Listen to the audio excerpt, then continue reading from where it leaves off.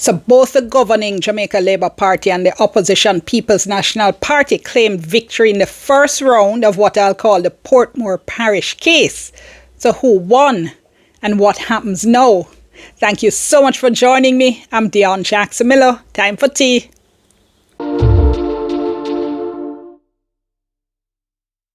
So the first thing to say is that the Portmore case isn't over. What is over is what you might call the first battle in the war.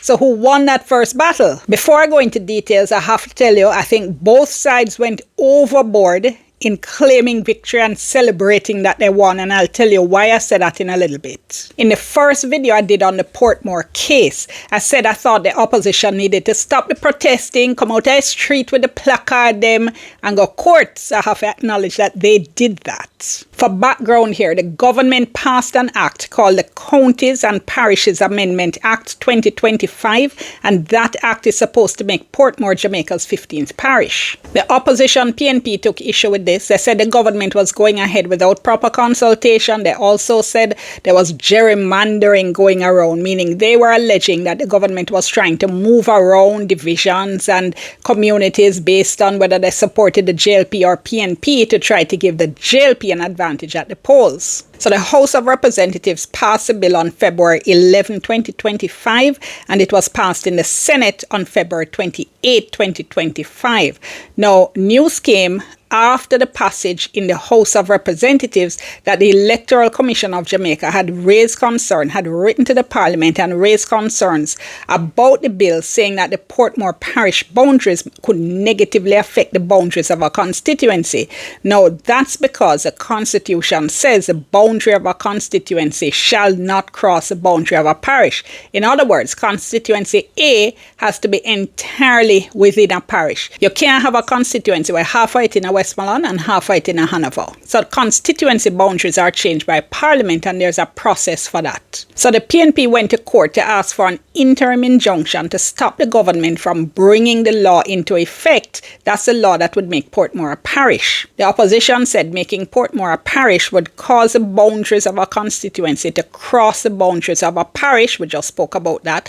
They said it would repeal the charter that made Portmore a municipality, that it would abolish the municipality of Portmore and abolish the office of the mayor of Portmore. Now, the whole idea of asking for an interim injunction is when something going on and you're trying to maintain the status quo, meaning you want to stop things from changing. You want to keep things the same while a dispute is being decided, while a court case is pending. So in this case, the PNP was saying they needed the court to grant this interim injunction to prevent the government from bringing the act into effect and making Portmore a parish, while they, the PNP, were challenging that act in court. And you go for an interim injunction in a particular case because if you wait for the court case itself to be heard, that's going to decide the dispute. Whatever it is you are going to court to stop, that would probably already have gone ahead, and then even if you win in court, you would lose. So in this case, the PNP was saying they were concerned that the government would go ahead and make Portmore a parish, have those changes in the constituencies, and then go ahead and have a general election based on the changed constituency boundaries, and that they, the PNP, would be at a disadvantage and the JLP at an advantage because of those changes. So these are the people who brought the case to court, right? They're all PNP officials of one sort or another. Van Rick Preddy is a PNP councillor for Hellshaw. Hellshaw is in the Portmore municipality, but Councillor Preddy says that Hellshaw would be removed from St. Catherine South and put into the parish of Portmore. Claude Hamilton is a PNP councillor for Portmore Pines. He is saying if the act comes into effect, the division of Portmore Pines would no longer exist. Fitzjackson is the MP for St. Catherine South. That's one of the constituencies that would be affected. Leon Thomas is a directly elected mayor of Portmore. He's also with the PNP. So the PNP, as I said, asked the court for this interim injunction to stop the government from setting a date for the Portmore Act to come into effect. Chief Justice Brian Sykes granted the interim injunction, but when both sides went back to court, both of them came out saying, "We won! we claim victory. So as you can imagine, that was super confusing for a lot of people. So here's the thing though. The interim injunction to prevent the government from bringing the Portmore Act into effect was supposed to remain in force until both sides, government and opposition, went back to court on March 28. Interim injunction means just that. It's a whole line provision. It's a court saying you can't change anything right now. The interim injunction was granted on March 20, 2025, and it was to remain in effect until March 28, when, as I said, the court would hear from both sides again and see what kind of court orders were necessary at that point. It was after the interim injunction was granted on March 20. So on March 26, an affidavit was filed from the permanent secretary in the Ministry of Local Government saying the minister was giving an undertaking not to bring the act into effect until the boundary issue had been dealt with and proper process has been followed. Now, that was exactly the point of the interim injunction. Once the ministry had given that undertaking, you would no longer need an interim injunction. The government has been saying the court case by the PNP is unnecessary. This is why they're saying that. They filed submissions to court. This was for the hearing that came up before Chief Justice Sykes on March 28. Now, they say the local government minister had actually started to engage the Electoral Advisory Commission on the Portmore issue from 2022. They said the ECJ wrote and said they're prepared to give feedback to Parliament once the boundaries for the parish of Portmore are defined and there's a need to identify how they will affect the electoral boundaries for Portmore and the surrounding parishes. I'm going to hazard a guess though that the ECJ wasn't expecting that they would be giving feedback on an act that had actually been passed by both the lower house and the upper house. Anyway, the ministry says they asked several times for a meeting with the ECJ, the Electoral Commission. They didn't get an answer. And they also said the minister had not named a date for the act to be brought into effect.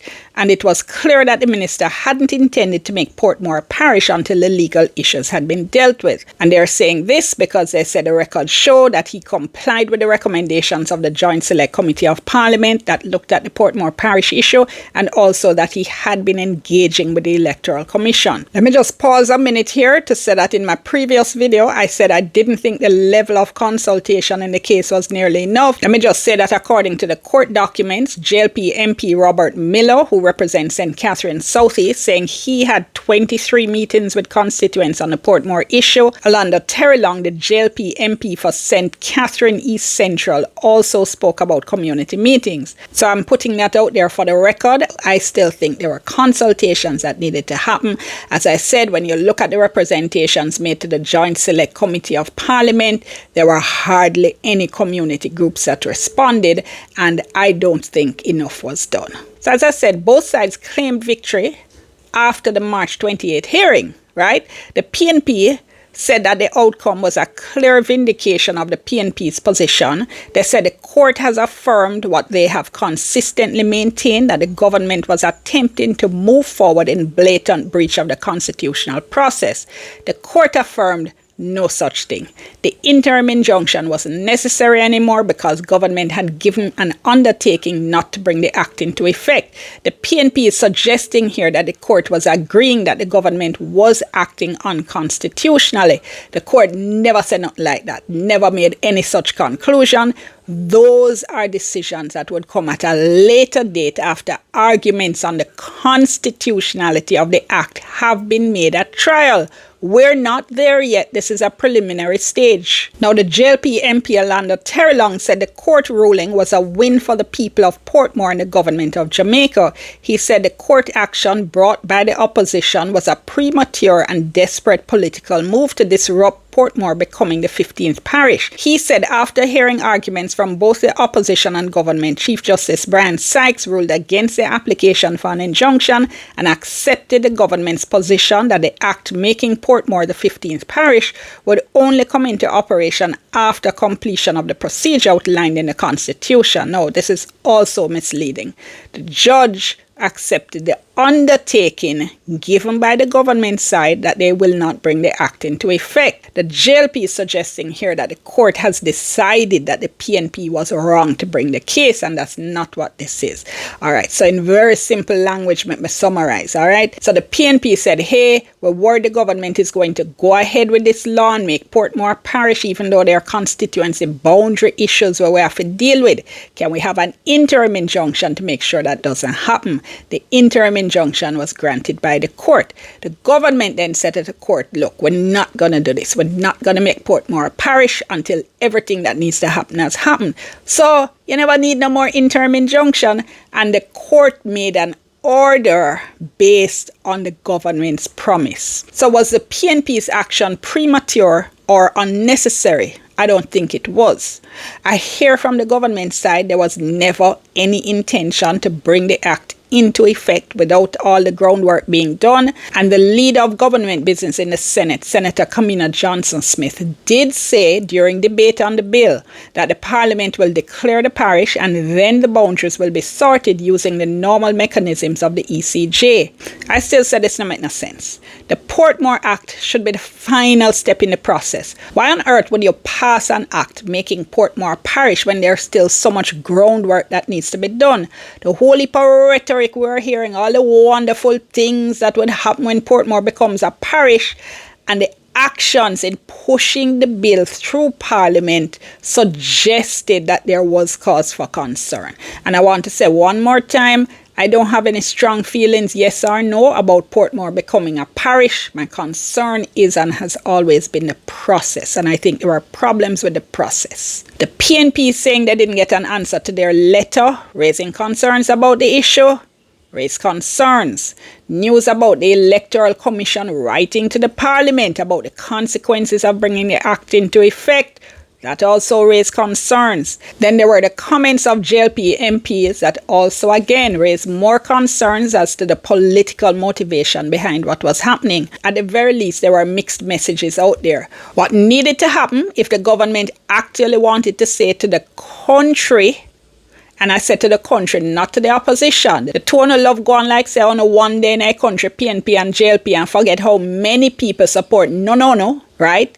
The government needed to say to the country by way of a full statement from the Minister of Local Government in Parliament, giving that undertaking he gave to the court, saying that he undertakes not to bring the act into effect until the other work has been done, and also clearly outlining the process going forward. I don't think the Senate leader's comments were enough to counter the mistrust and the concerns that were already out there. And without that kind of very clear statement from the local government minister, I don't think the opposition was being either premature or dramatic or unnecessary in asking for that interim injunction. Now remember, the case itself is still to be heard. The opposition has a claim before the court challenging the Portmore Act as being unconstitutional, and we'll see what happens with that. Of course, I'll bring you the details on that as well. All right, have to leave it there. Thanks as always for watching. Remember, like the video, share it with someone you think might be interested, subscribe to the channel if you haven't done it yet,